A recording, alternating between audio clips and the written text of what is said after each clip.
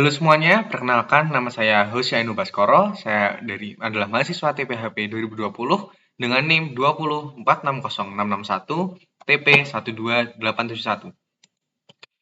Di sini saya akan membawakan review sebuah jurnal mengenai karbohidrat. Dan di sini jurnal yang saya bawakan memiliki judul Effect of Whole Green Tea Products including catechins, polysaccharides, and flavonols on the metabolism of added sugars. Jurnal ini merupakan salah satu artikel dari Food Bioscience Journal volume 41 tahun 2021. Kita masuk ke bagian introduction, latar belakang dari dibuatnya jurnal ini. Yang pertama, konsumsi gula berlebih dan penambahan gula pada makanan minuman menjadi concern akhir-akhir ini karena konsumsi gula berlebih dalam tubuh itu ternyata mampu membawa masalah kesehatan. Dalam minuman teh, biasanya ditambahkan gula tambahan sukrosa ataupun high fructose syrup. Gula tambahan sukrosa bisa mempengaruhi tingkat gula dalam darah yang mengarah pada diabetes tipe 2. Dan konsumsi fruktosa tinggi ternyata juga mampu meningkatkan kenaikan berat badan dan menjadi insulin resisten, serta menyebabkan obesitas. Penanganan diabetes dan penyakit-penyakit metabolisme biasanya dilakukan dengan obat, tetapi muncul efek samping, yaitu efek samping dari obat tersebut terkadang menimbulkan ketidaknyamanan tersendiri bagi para penderitanya. Maka dari itu, manusia mulai mencari sarana atau mencari pengobatan lain, yaitu dengan bahan-bahan alami, untuk menangani masalah metabolisme. Pada percobaan ini akan diteliti pengaruh dari catechin green tea extract dengan crude tea polysaccharide dan flavonol terhadap hidrolisis sukrosa dan mengontrol kadar gula darah.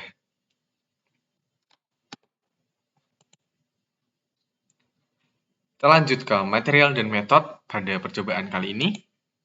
Yang pertama adalah bahan dan reagen yang digunakan dalam percobaan kali ini. Yang pertama ada sukrosa, lalu ada D-glukosa, D-fruktosa, NaOH, air distilasi, HCl, pepsin, alfa-amilase, pankreatin, lipase, bile ekstrak, alfa-glukosidase, KH2PO4, lalu K2HPO4, NaHCO3, metanol, air, asetonitril, KM-ferol, quercetin, myricetin, fisetin, DMSO, asam format, EGC, EC, ECG, dan EGCG.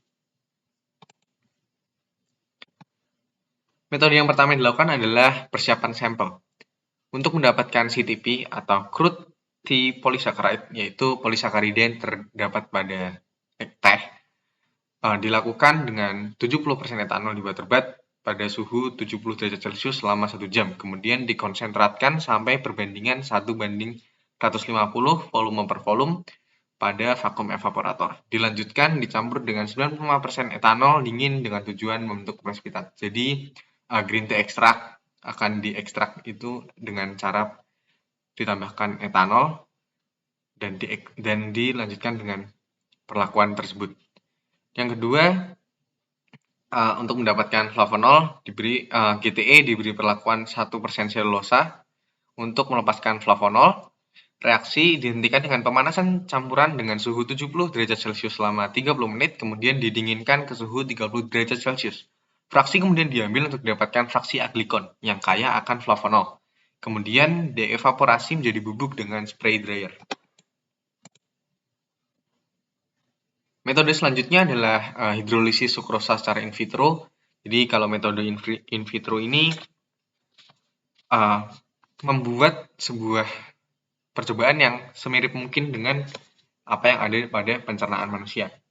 Caranya adalah dengan mempersiapkan aliquot sukrosa 10 mg dan aliquot ini nantinya akan menjadi sampel dan ada 4 sampel lain, yaitu sampel yang dibeli perlakuan khusus, yaitu sukrosa 10 mg ditambahkan GTE 1 mg, lalu ada sukrosa 10 mg ditambahkan GTE 1 mg plus CTP 0,1 mg, kemudian sukrosa 10 mg ditambahkan GTE 1 mg dan FVN 0,01 mg, dan yang terakhir adalah sukrosa 10 mg ditambah GTE 1 mg, ada CTP 0,1 mg dan FVN 0,01 mg. Di sini GTE adalah green tea extract yang mengandung sitecin. Kemudian ada CTP atau crude T-polysaccharide, yaitu polisakarida dari teh, dan FEN adalah flavonols.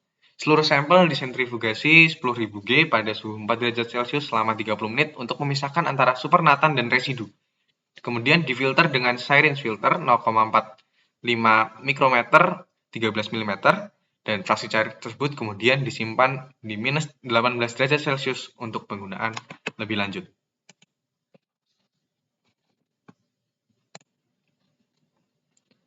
Selanjutnya adalah pembuatan kultur sel CaCO2 untuk transport usus. Sel CaCO2 didapatkan dari bank sel Korea, dan untuk percobaan ini sel CaCO2 ditanam pada densitas 1 kali 10,5 sel per cm kuadrat pada 12 transfer plate dan dibudidayakan selama 12-19 hari sampai konvensi tercapai 100%.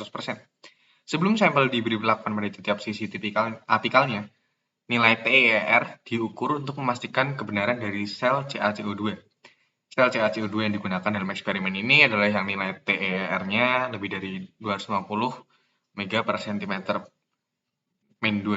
Jumlah sel yang digunakan adalah antara 40 sampai 45.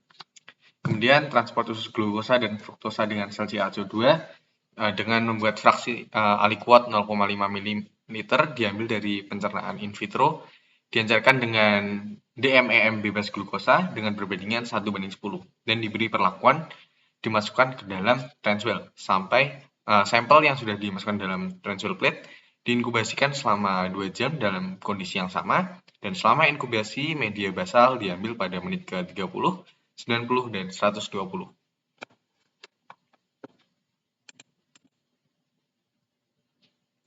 Selanjutnya adalah metode yang digunakan untuk menghitung permeabilitas glukosa dan fruktosa dengan sel CaCO2. Aliquot glukosa dan fruktosa yang diberi dan tidak diberi perlakuan dilarutkan dalam 3 ml DMEM bebas gula untuk disalurkan dalam transwell.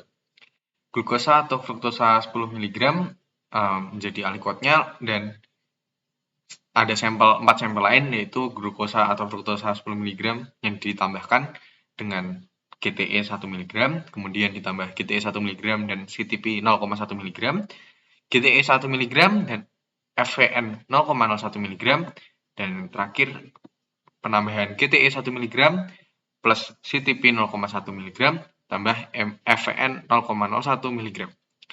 Media basal diambil pada menit ke-30, 90, dan 120. Nah, nanti dari hasil-hasil yang didapat tadi akan dibuat semacam kurva. Selanjutnya juga penentuan kadar glukosa dan fruktosa. Kadar glukosa dalam sampel dihitung dengan heksokinase dan glukosa 6-fosfat dehidrogenase. Kadar fruktosa dalam sampel dihitung dengan fosfoglukoisomerase. Absorbensi glukosa dan fruktosa diukur dengan microplate reader, kemudian dibuat kurva absorbensi versus konsentrasi. Jadi dihitung absorbensinya dengan microplate reader yang ada reader UV-nya, ultravioletnya, sehingga nanti akan didapatkan absorbensinya. Konsentrasi glukosa dan fruktosa yang digunakan adalah 0, 0,05, 0,1, 0,25, 9,5, dan 1 mg per mililiter.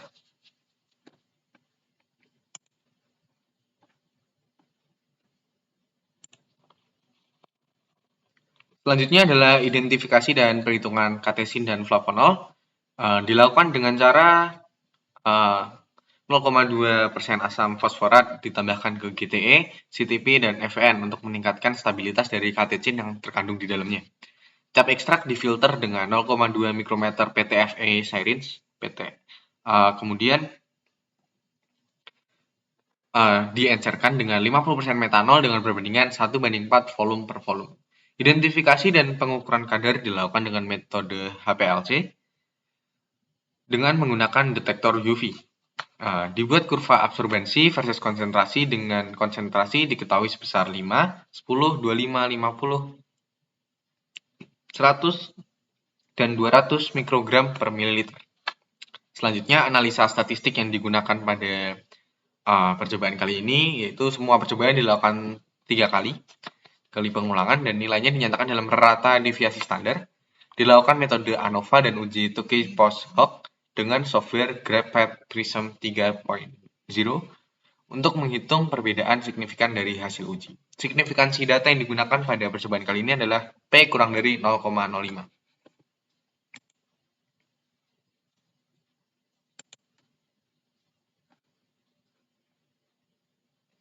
Selanjutnya adalah hasil dan pembahasan atau result and discussion dari percobaan yang dilakukan. Ya. Yang pertama adalah hasil dari identifikasi dan penghitungan katesin dan flavonol dalam GTE, CTP, dan FVN. Dari figur 1 di sini, dari gambar 1 kita bisa lihat hasil dari kromatogram untuk masing-masing senyawa yang diuji. Yang pertama, yang dari atas itu adalah standar, larutan standar. Yang kedua adalah GTE. Yang ketiga adalah CTP. Dan yang keempat, yang D adalah FVN. Jadi, kita bisa lihat dari gambarnya, situ ada 8 puncak yang diberi angka kecil. Itu puncak pertama itu menandakan kadar EGC. Puncak kedua menandakan kadar EC. Puncak ketiga menandakan kadar EGCG. Keempat menandakan kadar ECG. Yang kelima menunjukkan kadar myricetin, yang keenam menunjukkan kadar fisetin, ketujuh menunjukkan kadar quercetin, 8 menunjukkan kadar KM-ferol. Jadi apa yang barusan saya sebutkan tadi adalah jenis-jenis katesin. Jadi ada berbagai jenis katesin yang terkandung dalam teh, dan di sini ada 8 yang teridentifikasi. Itu. Nah, dari hasil tadi dinyatakan dalam tabel kadar katesin dan kadar flavonol. Jadi di sini ada berbagai macam flavonol dan berbagai macam katesin yang bisa dilihat di dalam tabel. Mulai dari yang didapatkan dari GTE, mulai yang didapatkan dari CTP, dan yang didapatkan dari FVN. Selanjutnya adalah pengaruh GTE, GTE plus CTP, GTE plus FVN, dan GTE plus CTP plus FVN pada hidrolisis sukrosa. Data ini didapatkan dari metode pengujian sukrosa secara in vitro yang sudah dilakukan sebelumnya. Jadi, di sini bisa kita lihat dari kiri ke kanan. Dari figur 2 ini, dari kiri ke kanan, yang mulai dari kiri, paling kiri adalah sukrosa murni. Lalu dari yang kedua adalah sukrosa plus GTE. Lalu ada sukrosa plus GTE plus CTP, ada sukrosa plus GTP plus FVN, dan yang paling pojok kanan adalah sukrosa plus GTE plus CTP plus FVN. Warna yang abu-abu itu menunjukkan glukosa dan warna yang hitam menunjukkan fruktosa. Jadi di dalam tubuh sukrosa itu akan terhidrolisis menjadi glukosa dan fruktosa. Jadi sukrosa murni akan terhidrolisis menjadi 100% glukosa dan 100% fruktosa. Dan bisa dilihat dari hasil-hasil di sebelahnya bahwa ada beberapa kenaikan dan penurunan dari hidrolisis glukosa yang terjadi dengan adanya perlakuan penambahan GTE, CTP, dan FVN.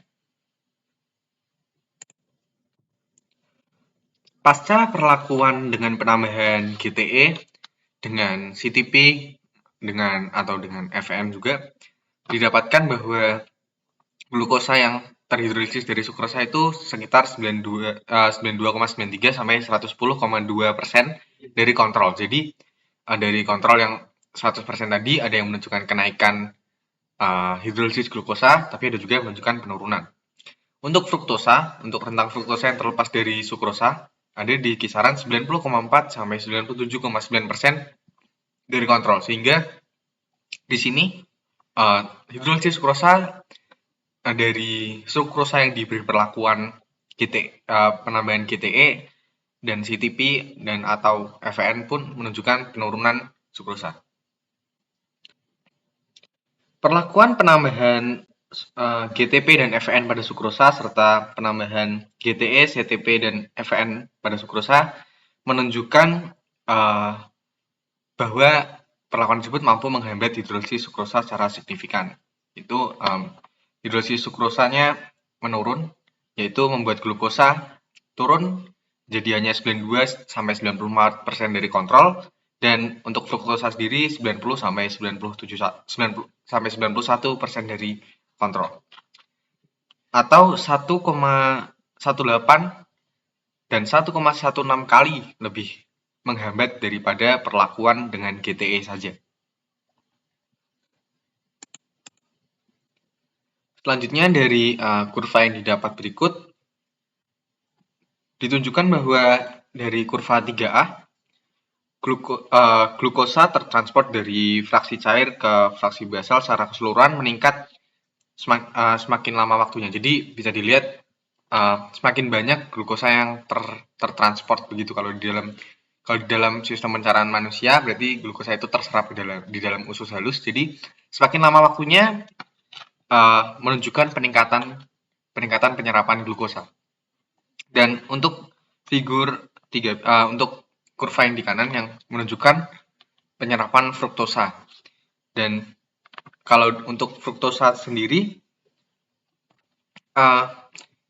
menunjukkan bahwa mulai dari titik 90 pengambilan ke 90 menit itu menunjukkan pelandaian yang menunjukkan bahwa di situ terjadi penghambatan.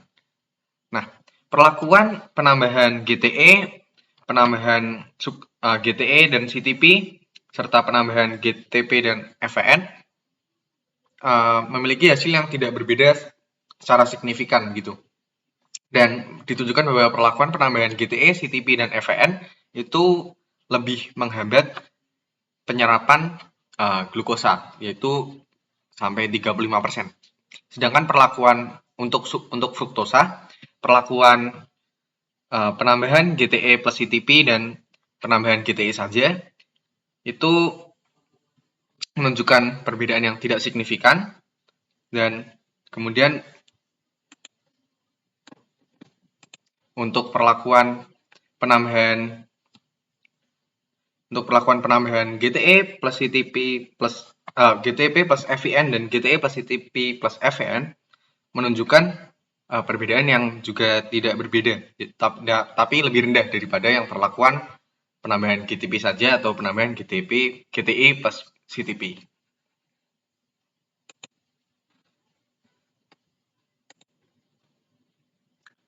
Hidrolisis sukrosa itu disebabkan oleh adanya enzim alfa glukosidase, dan dari sini juga sesuai dengan teori yang mengatakan bahwa flavonols seperti myricetin, quercetin, dan KM-ferol itu mampu menghambat kerja enzim tersebut. Sehingga dari percobaan yang sebelumnya tadi, percobaan hidrolisis sukrosa, dapat diketahui bahwa perubahan sukrosa menjadi glukosa dan fruktosa itu bisa tertekan.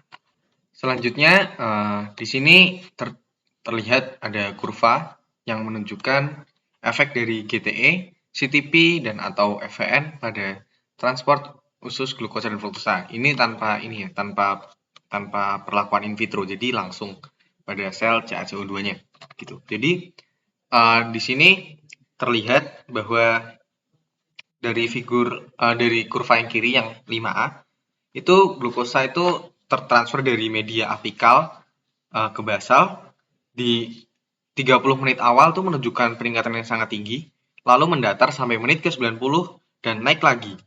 Dan transport glukosa pada menit 120 ini terhambat oleh seluruh perlakuan. Jika kita lihat yang paling atas itu adalah garis yang menunjukkan glukosa tanpa penambahan apa-apa. Lalu yang di garis bawah-bawahnya, titik-titik di bawahnya adalah glukosa yang ditambah dengan GTE, ditambah dengan GTE dan CTP, ditambah dengan GTE dan FVN, dan ditambah dengan GTE, CTP, dan FVN. Begitu pula dengan yang di grafik 5B, yang itu menunjukkan fruktosa yang diberi perlakuan dan yang tidak diberi perlakuan. Ini adalah transfer fruktosa dari media apikal ke basal, itu meningkat secara linear selama inkubasi. Dan puncaknya itu adalah menit ke 90. Dan itu perlahan turun di menit ke 120. Dan perlakuan keempat, yaitu perlakuan penambahan GTE, CTP, dan FVN, itu yang itu paling menghambat penyerapan fruktosa. tetapi tidak berbeda signifikan dengan perlakuan 3, yaitu perlakuan penambahan GTE plus FVN. Ya, selanjutnya saya akan membahas efek GTE, CTP, dan atau FVN pada permeabilitas glukosa dan fruktosa. Jadi, pada grafik yang di kiri, grafik 6A, itu menunjukkan permeabilitas glukosa, dan yang grafik 6B itu menunjukkan permeabilitas dari fruktosa. Jadi, pada grafik 6A itu ditunjukkan bahwa glukosa yang selama 120 menit itu yang diukur menunjukkan permeabilitas sebesar 14,77% sampai 24,33%. Ini dari grafik yang 6A. Kemudian dari grafik 6B, fruktosa pada 90 menit itu menunjukkan permeabilitas 1,5% sampai 2,24%. Dari grafik 6A kita bisa lihat bahwa perlakuan penambahan GTE plus CTP, penambahan GTE plus FVN, dan penambahan GTE plus CTP plus FVN itu mampu menghambat atau menurunkan permeabilitas glukosa. Tapi hanya dengan penambahan GTE saja itu justru menunjukkan penurunan permeabilitas yang paling rendah. Itu menurunkan hingga permeabilitas yang paling rendah itu hanya dengan penambahan GTE saja. Sedangkan untuk fruktosa, perlakuan penambahan GTE plus CTP, GTE plus FVN, dan GTE plus CTP plus FVN itu mampu menghambat permeabilitas dari fruktosa tersebut. Jadi, konsumsi dari GTE, CTP, dan FVN selama kita mengkonsumsi gula, dalam konteks yang di sini adalah minuman teh yang di dalamnya terhadap gula itu ternyata mampu menghambat penyerapan glukosa dan fruktosa dalam usus halus dan mencegah kenaikan gula darah secara cepat gitu. Kemudian kita masuk ke kesimpulan. Kesimpulan yang pertama adalah penambahan CTP dan FVN pada GTE itu mampu menghambat hidrolisis sukrosa. Yang kedua, penambahan CTP dan FVN pada GTE mampu menjadi perantara transport glukosa dan fruktosa di usus halus. Dan gula tambahan yang dikonsumsi dengan GTE plus CTP plus FVN bisa menghambat kecernaan dan penyerapan gula, sehingga mencegah kenaikan gula darah secara cepat. Demikian apa yang bisa saya sampaikan. Saya ucapkan terima kasih. Ya, halo semuanya. Kembali lagi bersama saya, Usain Baskoro, dan di sini saya akan melanjutkan penjelasan saya mengenai jurnal yang saya bawakan dengan pertanyaan-pertanyaan yang sudah diberikan oleh teman-teman pengoreksi. Jadi di sini saya akan menjawab beberapa pertanyaan yang diberikan oleh teman-teman. Dan kita masuk ke pertanyaan pertama. Mengapa dapat terjadi penurunan hidrolisis sukrosa dan mengapa terjadi peningkatan kadar glukosa pada grafik? Di sini teman-teman, saya akan jelaskan mengapa bisa terjadi penurunan hidrolisis sukrosa. Jadi penurunan hidrolisis sukrosa oleh penambahan GTE, CTP, dan FVN itu terjadi karena adanya penghambatan enzim alfa glukosidase oleh senyawa-senyawa tersebut, khususnya itu senyawa flavonol atau FVN. Nah, enzim alfa glukosidase ini adalah enzim yang berperan untuk memecah sukrosa menjadi glukosa dan fruktosa. Nah, oleh karena itulah, karena enzim ini dihambat, maka aktivitasnya dalam hidrolisis sukrosa itu jadi menurun. Nah, pada grafik ini terlihat ada peningkatan glukosa yang terjadi pada sampel yang diberi GTE saja dan kemudian GTE dan CTP. Nah, sebenarnya sampel yang diberi GTE saja itu menggambarkan minuman teh hijau yang diberi gula. Itu saja. Jadi, dan penambahan CTP itu berarti adalah minuman teh hijau yang diberi gula lalu diberi tambahan polisakarida. Nah, di sini mengapa malah kadar glukosanya naik dan kadar fruktosanya hanya tertekan sedikit? Karena sebenarnya yang berperan penting dalam menghambat enzim itu adalah senyawa flavonol atau FVN. Jadi penambahan GTE saja atau penambahan GTE dan CTP itu sebenarnya belum cukup mampu untuk menghidrolisis. Tapi bukan berarti mereka tidak berperan dalam percobaan ini, karena mereka berperannya pada bagian yang lain, tapi bukan hidrolisis sukrosa. Lalu kita lanjut ke jawaban yang kedua. Untuk pertanyaan kedua maksud saya. Jawaban untuk yang kedua dan ketiga ini saya gabung karena pertanyaannya hampir mirip, yaitu tentang mekanisme penghambatan oleh senyawa-senyawa yang ditambahkan ke dalam gula. Pertanyaan kedua adalah bagaimana mekanisme penghambatan oleh GTE, CTP, dan FN. Dan pertanyaan ketiga adalah mengapa FN memiliki kemampuan menghambat enzim alfa glukosidase.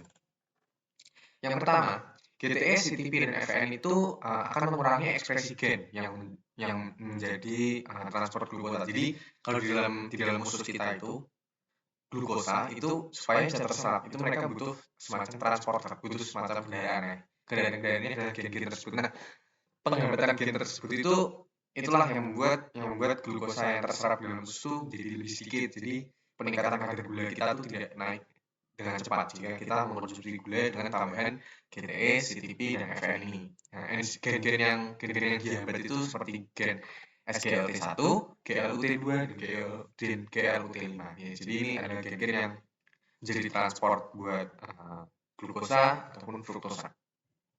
Selanjutnya, mekanisme penghambatan oleh katechin. Katechin adalah senyawa yang terdapat di GTE itu sendiri. Di green tea extract itu terdapat katechin ya. Itu masih belum dapat disimpulkan secara pasti gitu. Penelitian yang sejauh ini itu belum dapat menyimpulkan sebenarnya apa sih dari katechin ini yang menghambat. Nah, tapi sejauh ini yang dari kesimpulan yang didapat dari berbagai penelitian itu adalah dari karakter strukturalnya yang mampu berikatan dengan lapisan lemak dan dengan afinitas yang tinggi dan mengganggu struktur membran pada usus. Jadi kan penyerapan di usus itu kan pada dinding-dinding usus. Nah, itu tuh karena terganggu oleh adanya katechin ini, jadi penyerapannya tidak maksimal sehingga glukosa dan fruktosa dalam usus apabila kita mengkonsumsinya dengan penambahan katechin itu penyerapannya akan berkurang. Kemudian untuk menjawab yang FN, bagaimana mekanisme penghambatan oleh FN atau flavonols ya.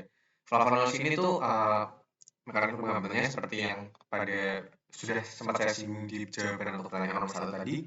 Flavonols ini memiliki kemampuan untuk menghambat enzim alfa glukosidase. Bagaimana caranya? Flavonols itu contohnya ada kaempferol, myricetin, dan quercetin ini memiliki kemampuan untuk berikatan dengan sisi aktif enzim menggunakan ikatan hidrogen dan gaya van der Waals.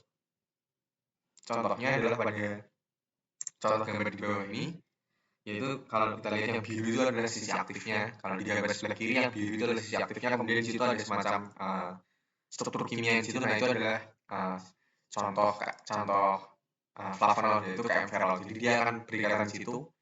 Mungkin lebih jelasnya lagi ada di gambar di sebelah kanan, yaitu yang putih-putih itu adalah ikatan hidrogen. Jadi karena di sisi aktifnya sudah berikatan dengan flavonoidsnya itu, sehingga enzim itu menjadi tidak efektif, tidak aktif untuk bisa memecah sukrosa menjadi glukosa dan fruktosa. Banyaknya gugus hidroksil yang menempel pada cincin B meningkatkan penghambatan alfa glukosidase. Kemudian kita lanjut ke pertanyaan nomor 4. Apa efek kesehatan dari penambahan GTE, CTP, dan FN yang mampu menekan hidrolisis sukrosa? Jadi seperti yang sudah saya bahas di video pembahasan tentang jurnal ini, bahwa mereka penambahan senyawa ini itu mampu untuk menurunkan hidrolisis sukrosa. Nah, apa sih sebenarnya kenapa hidrolisis sukrosa itu menjadi penting dan apa sih efek kesehatannya bagi kesehatan manusia? Jadi penghambatan hidrolisis sukrosa itu berarti mengurangi kadar glukosa dan fruktosa yang merupakan gula sederhana. Jadi sukrosa yang itu akan dipecah menjadi monosakarida seperti glukosa dan fruktosa. Nah, gula sederhana ini sangat mudah untuk dicerna, sangat mudah untuk diserap oleh tubuh. Jadi akan cepat untuk meningkatkan kadar gula dalam darah. Nah, peningkatan kadar gula dalam darah ini akan menyebabkan hiperglikemia atau naiknya kadar gula darah dengan cepat. Nah, itu tuh menjadi salah satu penyakit gitu, dan efek buruknya tuh seperti diabetes, jantung, dan segala macam, karena kita tahu bahwa gula itu juga akan dibawa ke hati, lalu akan dibawa jadi trigliserida dan segala macam. Nah, inilah yang menjadi sumber dari berbagai macam penyakit. Mungkin demikian pemaparan saya dan penjelasan saya mengenai pertanyaan-pertanyaan yang telah diberikan kepada teman-teman. Semoga video ini dapat membantu teman-teman untuk memahami jurnal yang saya bawakan. Demikian dari saya, terima kasih sudah memperhatikan sampai sekarang. Sampai jumpa.